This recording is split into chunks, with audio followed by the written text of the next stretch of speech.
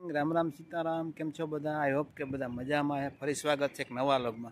तो काले जे मैं बात करी थी रील्स में इंस्टाग्राम में के 18 तारीखना जे राते रॉकेट आववानी है, तो खरेखर 18 तारीखना राते रॉकेटे आवी अने पछी सवारे 19 तारीखना रॉकेट आवी। एटली बात पूछवामां एटली रॉकेट आवी, घणी बधी रॉकेट काले 19 तारीखना सवारमां आवी। तो एमां रमतगान में एकादी पड़ी, पछी तेलासुमार ने आजूबाजूमां एक पड़ी, तेलवी में पड़ी, घनी जगह पड़ी। मीडियम नुकसान से, बहुत जाजू एवं नुकसान न। अत्यारे ध्यान राख्या जेवुं है कि आडोअवळुं बहु बहार निकळाय नहीं अने घरे ज रहेवाय। हमेशा अपने फ्लेट में रहता होय अने त्यां अमारे तो ए बधी सगवट होय। आमां ओलुं होय बंकर, एमां बंकर में नीचे व्या जाए। पहला सायरन वागी जाए, 10 मिनिट पहला सायरन वागे ने पछी 10 मिनिट पहला मेसेज आई जाए, पछी सायरन वागे।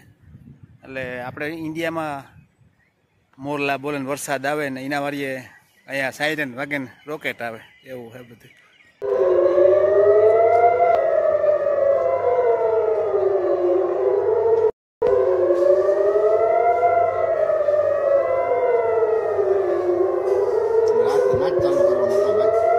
બે ત્રણ દી પહેલાં પડી એમાં પણ સારું નુકસાન કરેલ છે. 2-3 દી પહેલાં અરજેલિયામાં પડી, પછી પેથેટિકવામાં પડી, 2-4 જગ્યાએ રોકેટો પડ્યું. એમાં ઘણી જગ્યાએ નુકસાન સારું છે ને ક્યાંક નુકસાન નથી, એવી રીતે છે.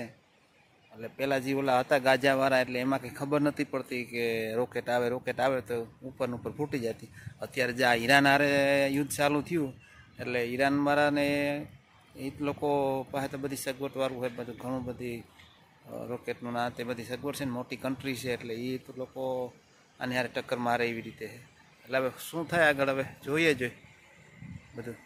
એ તો સવારમાં રોકેટ ચાલુ થઈ ગયું આવવાની 7 વાગ્યામાં. આજ 19 તારીખના ઓલામાં, કાલે 18 તારીખના ઓલામાં રાતે આવ્યું હતું અને આજે 19 તારીખ રાતે સવારના બહુ ઘણી બધી રોકેટ આવી.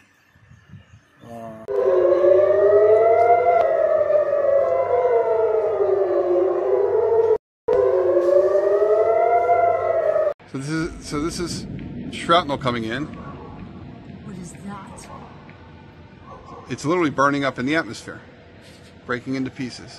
No, but what was that noise? Was that jet? ચિંતા જેવો માહોલ ને કોઈ આપણા ઇન્ડિયાવાળા ભાઈઓને કંઈ હજી કાંઈ નથી થયું. કોઈને બધા સલામત છે અને કોઈને કાંઈ વાંધો નથી અને ભગવાન વાંધો ના આવવા દે, સારું છે. એટલે કાંઈ એવું હજી કંઈ ઉપાધિ જેવું નથી. બાકી તો આવું બધું છે. ક્યાંક પડ્યું ત્યાં તો અમુક બિલ્ડિંગમાં ડૂસા કાઢી નાખ્યા, થોડુંક સારું નુકસાન એવું કર્યું. અને અમુક ઉપર ફોડી નાખ્યું આ લોકોએ વાં બહુ નુકસાન કર્યું ઈરાનમાં. ઈરાનને તો આના કરતાં વધારે નુકસાન કર્યું આ ઇઝરાયલ કરતાં ઈરાનમાં. એવું છે બધું. આપણું સારું. આ જગ્યાએ રમતગાનમાં પડી, પણ આ સિક્યુરિટી છે, આપણે જોવા જવા ન દે ને શૂટિંગ ના કરવા દે. મેં 4 વ્હીલમાંથી શૂટિંગ ઉતાર્યું આવી રીતે નિરાતે ધીરે ધીરે. હા, ધીસ બિલ્ડિંગ યા બ્રોકન.